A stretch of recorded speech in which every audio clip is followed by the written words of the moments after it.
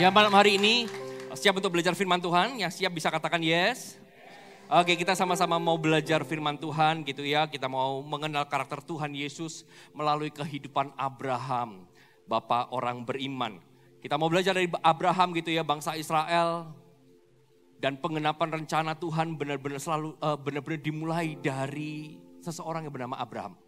Makanya dia dikatakan sebagai Bapak orang beriman.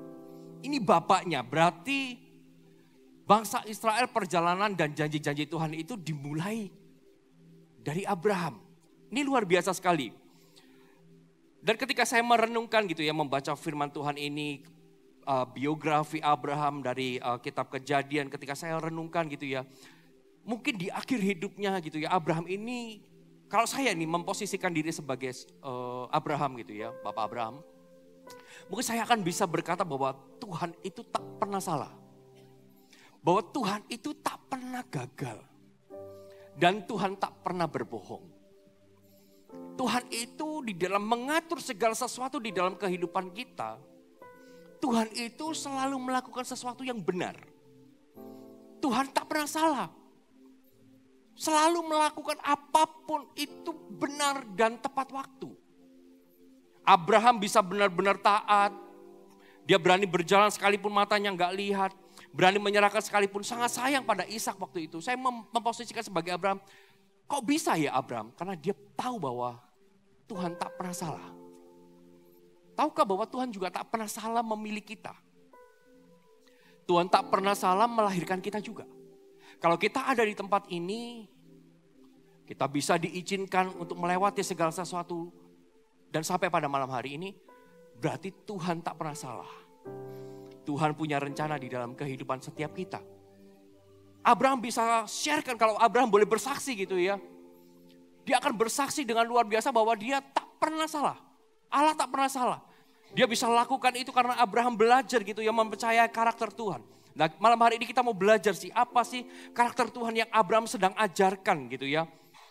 Coba kita buka sama-sama Kejadian 12 ayat yang pertama sampai ayat yang kedua. Abraham bisa melakukan itu karena Abraham belajar mempercayai karakter Tuhan.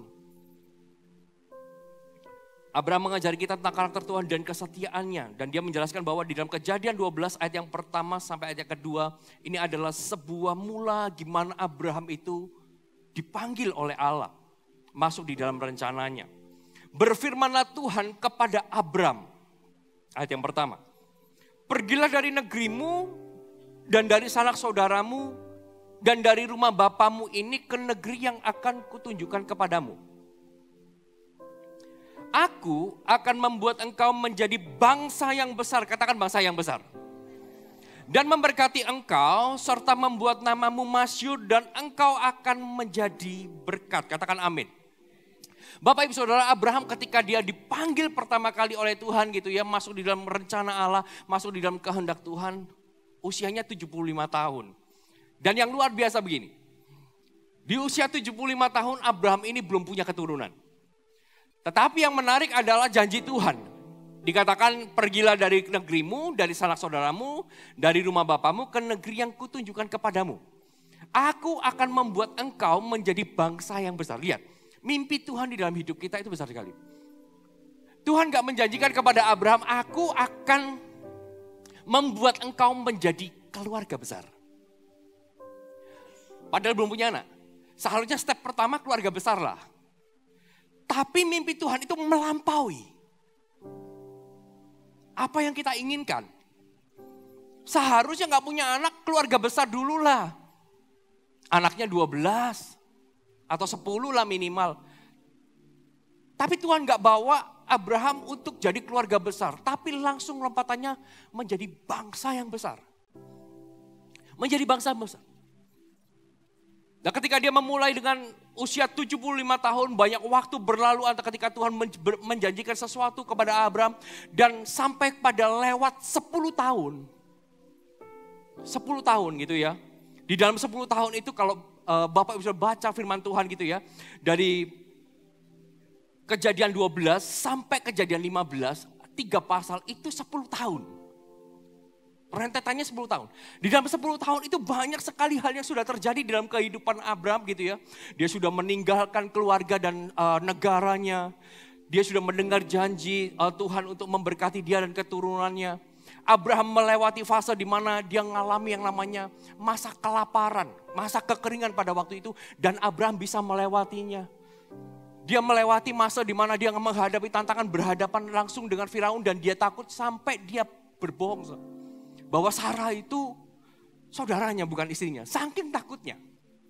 Dia ngalami itu. Ketakutan dia pernah. Dia ngalami konflik dengan keluarga.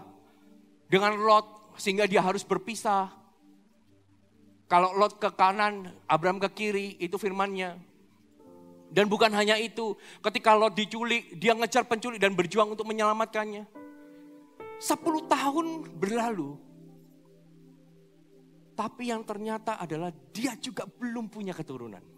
Belum punya anak. Belum punya anak. Ada durasi waktu yang sudah berjalan 10 tahun.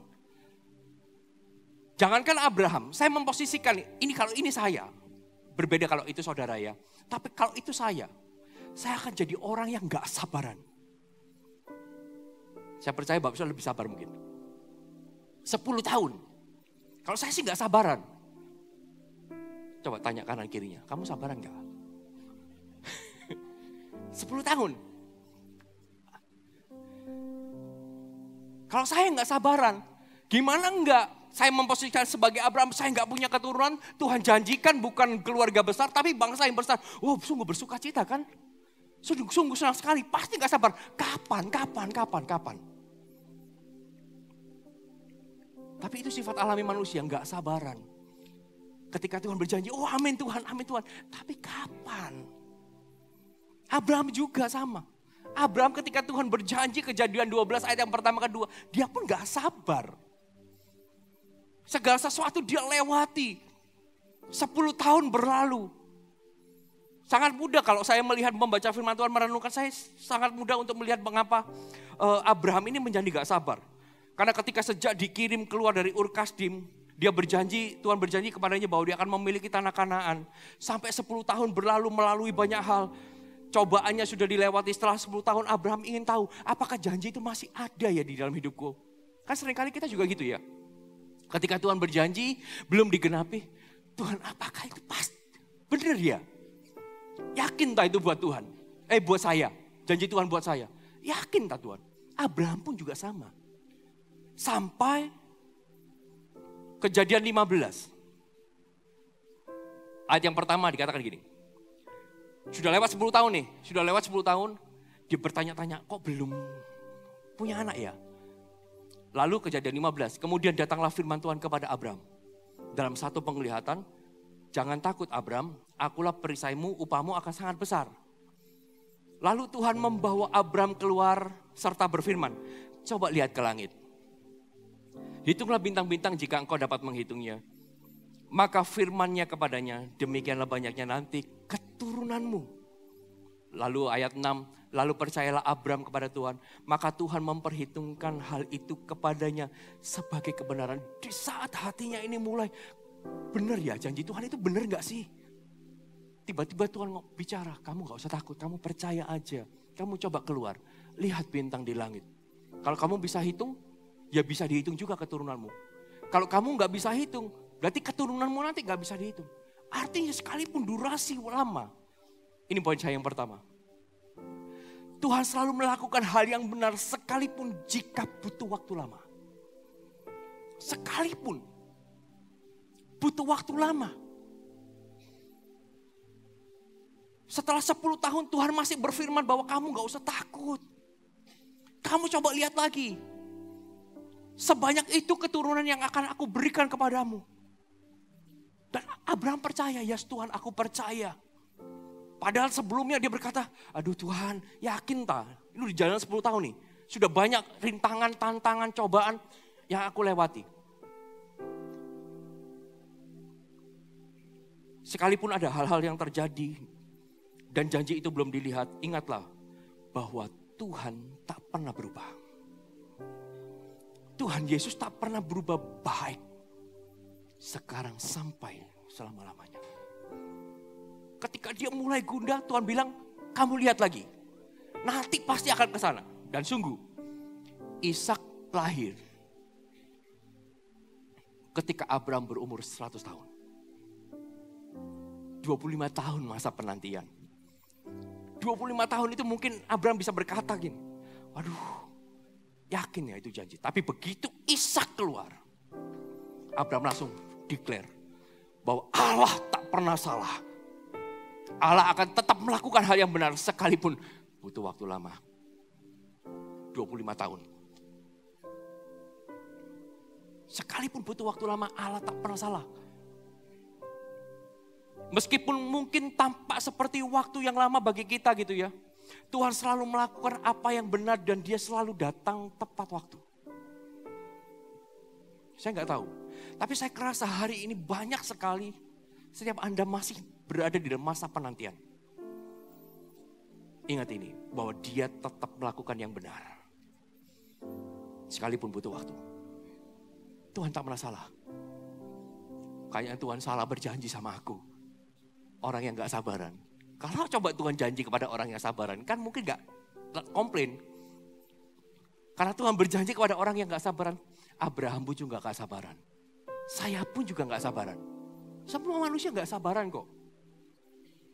Karena apa? Karena bapaknya yang berjanji. Kalau bapaknya berjanji, saya punya anak. Saya kalau salah ngomong berjanji satu, dikejar sampai kapanpun.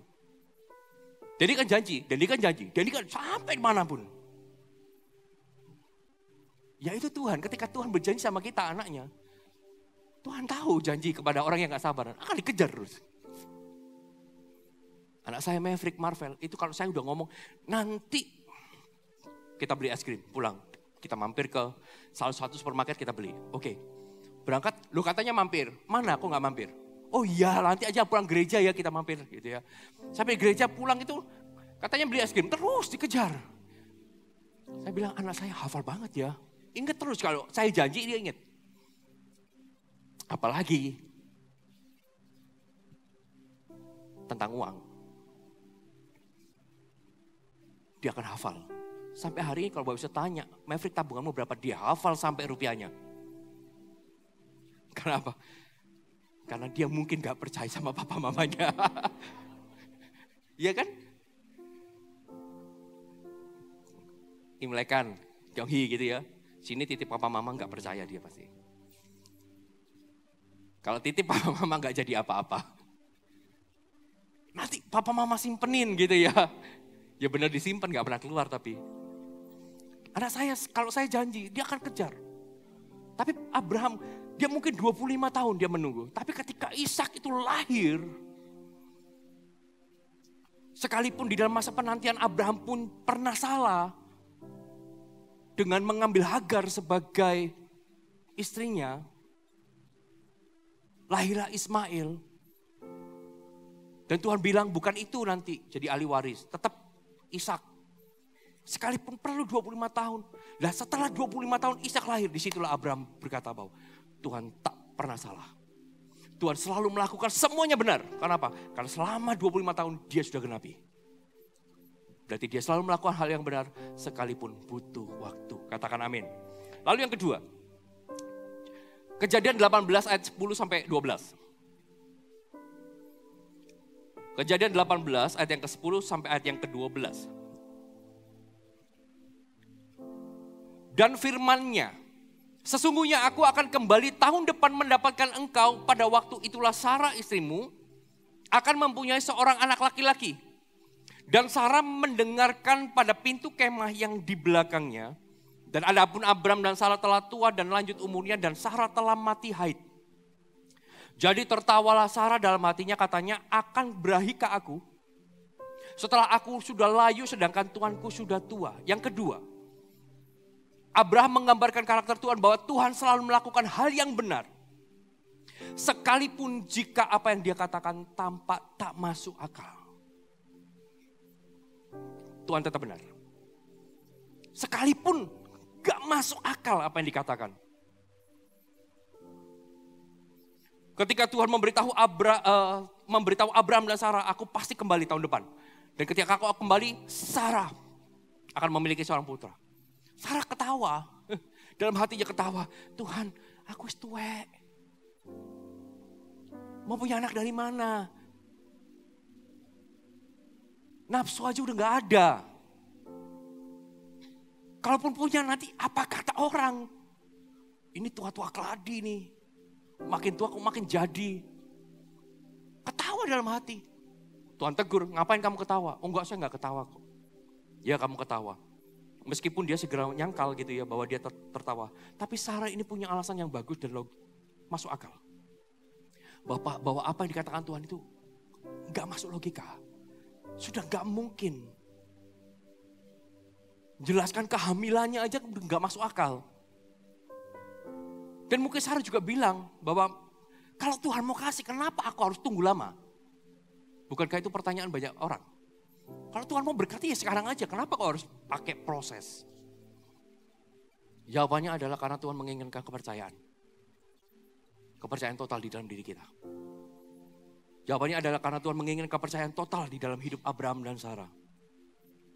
Dan itu hanya datang melalui pengujian. Tahun berikutnya Sarah melahirkan Ishak meskipun itu tampak mustahil. Pikiran kita nggak dapat memahami semua hal yang mampu Tuhan lakukan. Tapi ini yang perlu kita ingat. Kejadian 18 ayat 14. Ini yang perlu kita pegang. Kata-kata Tuhan kepada Abraham memperlihatkan otoritas dan kuasanya. Dikatakan seperti ini. Adakah sesuatu apapun yang mustahil untuk Tuhan? Ketika Sarah ketawa, Tuhan bilang, apakah ada sesuatu yang mustahil? Apa yang terlalu sulit bagi Tuhan? Pertanyaan ini dilontarkan kepada Abraham dan Sarah ketika dia belum menerima apa yang dia mau. Apa yang dia inginkan.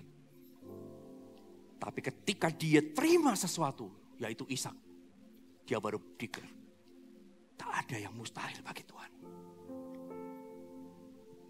Tak ada yang mustahil bagi Tuhan. Apakah saat ini yang kita alami semua nampak mustahil dan gak masuk akal? Saya juga mau ingatkan. Adakah yang mustahil bagi Tuhan? Engkau bisa jawab. Adakah yang mustahil buat Tuhan? Untuk bisa melakukan sesuatu di dalam hidup kita. Gak ada. Gak ada. All my life you have been faithful. All my life you have been so good.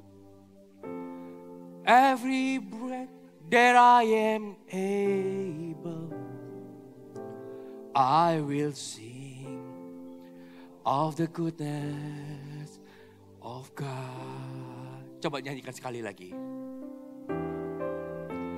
All my life you have been faithful. All my life you have been so good. Every breath that I am able, oh I will sing of the goodness of God. Apakah terlalu sulit bagi Tuhan untuk membuat terobosan di dalam pekerjaanmu? Apakah terlalu sulit buat Tuhan untuk bisa memberikan kepadamu seorang anak? Sama seperti Abraham. Tak ada hal yang terlalu sulit. Karena Abraham sudah buktikan. Dia selalu melakukan hal yang benar. Sekalipun kata-katanya tak masuk akal. Kita harus mendengar hal yang tak masuk akal. Supaya apa? Supaya kita berjalan dengan iman. Kalau semua yang Tuhan katakan logika, iman kita tidak bangkit. Tapi kalau perkataan Tuhan yang diberikan kepada kita melampaui batas akal, di situ iman kita bekerja. Halo, amin. Yang percaya kasih kemuliaan buat Tuhan. Tak ada yang terlalu sulit bagi Tuhan. Yang ketiga, Kejadian 18. Coba kita lompat ke ayat 23. Sampai ayat yang ke-25. Abraham datang mendekat dan berkata, apakah engkau akan melenyapkan orang benar bersama-sama dengan orang fasik? Bagaimana sekiranya ada 50 orang benar dalam kota itu, apakah engkau akan melenyapkan tempat itu dan tidakkah engkau mengampuninya karena ke-50 orang benar yang ada di dalamnya itu? Jauhkanlah kiranya daripadamu untuk berbuat demikian. Membunuh orang-orang benar bersama-sama dengan orang fasik sehingga orang benar itu seolah-olah sama dengan orang fasik. Jauhlah kiranya yang demikian daripadamu. Masakan hakim segenap bumi tidak menghukum dengan adil? Lihat. Dari firman Tuhan ini, coba saya mau tanya, apakah kita pernah menanyai Tuhan? Ada gak yang pernah menanyai Tuhan? Kenapa kok begini Tuhan? Kenapa gak begini? Ada gak yang pernah bertanya sama Tuhan? Semua, yakin saya. Karena saya juga gitu. Loh kenapa kok gak gitu? Kenapa gini? Harusnya begini kan lebih baik. Sayangnya kita bukan Tuhan. Dia Tuhan. Kalau kita Tuhannya, ya kan kita bisa membuat segala sesuatu sesuai dengan apa yang kita mau kan? Sayang dia Tuhan. Abraham pun juga pernah bertanya. Abraham pernah bertanya tentang karakter Tuhan. Ketika dia mendengar bahwa Sodom itu akan dimusnahkan. Dan Abraham itu ingat bahwa ada Lot di sana keluarganya. Sanak saudaranya. Dan Sodom mau dimusnahkan. Wah dia mulai khawatir. Dia mulai gak terima. Loh kenapa kok dimusnahkan? Loh kalau ada orang baik di sana gimana? Masihkah Tuhan selamatkan? Apakah Tuhan akan menghukum orang benar dengan orang jahat? Kemudian dia mulai bernegosiasi minta Tuhan untuk menyelamatkan kota untuk 50 orang benar. Lalu 45, 40, 30, 20 sampai 10. Tetapi Tuhan itu benar. Kenapa? Karena dia menghormati permintaan Abraham. Dia menyelamatkan beberapa orang. Yaitu Lot dan keluarganya. Diselamatkan. Dari sini kita bisa melihat bahwa Tuhan selalu melakukan hal yang benar. Sekalipun jika kita ini banyak pertanyaan. Jika kita masih mempertanyakan Tuhan, dia akan tetap melakukan yang benar. Sekalipun di sini kita selalu bertanya, kenapa kok gini? Harusnya kan begini Tuhan, kenapa kok gini? Tuhan tetap benar. Sekalipun kita banyak pertanyaan, dia akan tetap melakukan hal yang benar di dalam diri kita. Seringkali kita kan juga bertanya sama Tuhan, kenapa kok caranya gini? Gak seperti apa yang kita mau. Kenapa kok gak seperti ini? Ini kan gak adil. Orang gak takut Tuhan diberkati. Gimana kok orang benar? Kok aku udah ke gereja, udah melayani, udah hidup benar. Tapi hidupku kok masih kayak gini Tuhan. Kan sama. Abraham kan juga bilang, masakan hakim segenap bumi gak menghukum dengan adil, gak memperlakukan segala sesuatu dengan adil. Masa Lot disamakan dengan orang-orang berdosa di Sodom? Masakan kami ini disamakan dengan orang-orang yang berdosa? Yang gak layak diberkati. Gak layak terima terobosan. Gimana kalau masih ada sedikit orang yang berdoa di sini? Apakah Tuhan masih mau dengar? Gimana jika di gereja ini gak ada yang berdoa cuma 2-3 orang? Apakah Tuhan masih mau berkati gereja ini? Masih mau melakukan sesuatu yang besar buat gereja ini? Kalau di dalam keluargaku gak ada orang yang berdoa cuma aku. Apakah Tuhan masih mau melakukan sesuatu buat keluargaku? Buat pernikahanku? Kalau di dalam pernikahanku pasanganku gak mau berdoa, sudah gak mau berdoa, hanya aku yang berdoa. Apakah Tuhan masih mau memulihkan pernikahan? Selalu ada pertanyaan. Pada akhirnya Abraham dijawab. Kenapa? Karena Lot diselamatkan. Ketika Lot diselamatkan, pertanyaannya bukankah hakim di seluruh bumi akan melakukan dengan benar? Itu terjawab bahwa Tuhan itu adil. Tuhan itu benar. Sekalipun di sini yang doa cuma 1 orang, Tuhan akan tetap melakukan hal yang benar. Sekalipun di keluargamu hanya engkau yang berdiri, yang berdoa, dia akan tetap melakukan sesuatu yang benar. Dia gak pernah salah. Tuhan adalah hakim yang benar. Sama seperti dia menjaga yang gak bersalah di Sodom, menjaga Lot dan keluarganya. Dia juga yang akan menjaga kita di tempat ini.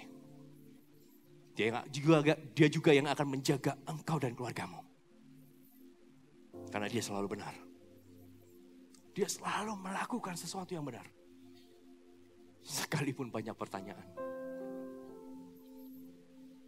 Saya pendeta, saya juga manusia, saya juga banyak pertanyaan sama Tuhan. Kenapa begini, kenapa begitu? Tapi dari peristiwa Abraham ini saya belajar. Tuhan, aku tahu Engkau akan tetap melakukan sesuatu yang benar. Sekalipun aku ini banyak pertanyaan. Saya mengakui sama Tuhan, Tuhan, sorry ya. Aku ini mungkin hamba Tuhan yang masih lemah imannya. Masih banyak pertanyaan. Tapi aku tahu Allahku benar. Halo, amin. Jadi sekalipun gak ada orang yang berdoa di keluargamu, hanya Engkau, Dia akan tetap melakukan sesuatu buat kau. Dia akan menjaga hidupmu. Dia akan memberkati hidupmu. Karena engkau tetap berdoa. Dari 50, 45, 40, 30 sampai 25 gak ada. Tetapi Tuhan tetap menyelamatkan Lot dan anaknya. Istrinya gak selamat. Dia tetap melakukan sesuatu yang benar. Dan yang keempat, yang terakhir.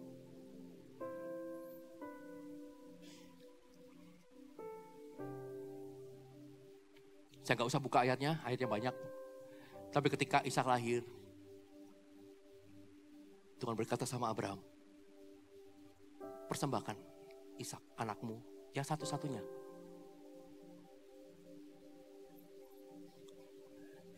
Dan Abraham taat melakukannya. Dan ketika sampai ke Gunung Moria, ke Gunung Tuhan, dilihat ada domba di sana. Dan digantikan sebagai dibuat pengganti Ishak, dikorbankan di sana. Dari sana dia berkata, Tuhan selalu melakukan hal yang benar sekalipun jika kita ini nggak ngerti maksud Tuhan apa. Tuhan sudah kasih, kok Tuhan minta? Maksud Tuhan apa? Sekalipun kita nggak ngerti, Tuhan akan tetap melakukan hal yang benar. Ujian terbesar kepercayaan Abraham datang ketika Tuhan memintanya untuk mengorbankan putra kesayangannya Ishak. Mengapa Tuhan ingin Abraham mempersembahkan putranya yang dijanjikan? Kan gak masuk akal. Kan tampaknya bertentangan dengan janji Tuhan untuk membuat keturunan Abraham menjadi bangsa yang besar. Pada saat itu Abraham, ini yang luar biasa. Dari poin pertama, poin kedua, poin ketiga Abraham belajar kenal karakter Allah. Di poin keempat, Abraham tidak banyak pertanyaan. Dia langsung taat. Persembahkan, besok pagi-pagi langsung berangkat. Gak pakai bertanya, kenapa? Karena sudah belajar. Poin pertama, poin kedua, poin ketiga. Karakter Tuhan. Poin keempat, aku percaya. Dia akan tetap melakukan hal yang benar. Sekalipun aku gak ngerti alasannya apa. Setelah bertahun-tahun mengajukan pertanyaan, bernegosiasi dengan Tuhan dan bereaksi terhadap arahan Tuhan, Abraham akhirnya berusaha untuk taat. Dia telah belajar rahasia berjalan bersama Tuhan. Percaya taat aja. Tuhan telah setia setiap janji yang telah dia buat. Jadi Abraham mempercayai karakternya. Abraham akhirnya mengerti bahwa kita nggak boleh mencoba memahami Tuhan. Sampai kita terlebih dahulu mentaatinya. Kalau kita nggak berjalan, jangan coba memahami Tuhan, nggak bisa. Kalau engkau mau memahami Tuhan, karakternya Tuhan, jalan aja. Engkau akan paham nanti. Oh ternyata Tuhan itu benar ya. Oh ternyata Tuhan itu luar biasa. Tuhan melakukan sesuatu buat Abraham. Tuhan yang sama akan melakukan sesuatu buat kita. Dan ini yang luar biasa, kesempurnaan bukanlah prasyarat bagi Tuhan untuk memulai pekerjaannya di dalam hidup kita. Gak harus sempurna. Abraham memulai bukan jadi orang sempurna. Abraham itu penyembah berhala. Tera itu penyembah berhala. Dia memulai segala sesuatu gak sempurna. Bahkan ketika dia berjalan. Imannya juga sempat goyah kok. Gak sempurna. Kita juga gak sempurna, tapi itu gak penting bagi Tuhan. Abraham banyak buat kesalahan, tapi Tuhan tetap melakukan hal yang benar. Begitu juga dalam hidup kita, orang yang gak sempurna ini. Tuhan akan tetap melakukan hal yang benar. Katakan amin. Siapa yang percaya hari ini Tuhan melakukan sesuatu yang benar dalam hidup kita? Bisa lambaikan tangan. Kasih kemuliaan buat Allah kita. Mari semua bisa bangkit berdiri. Aku sangka sejak dulu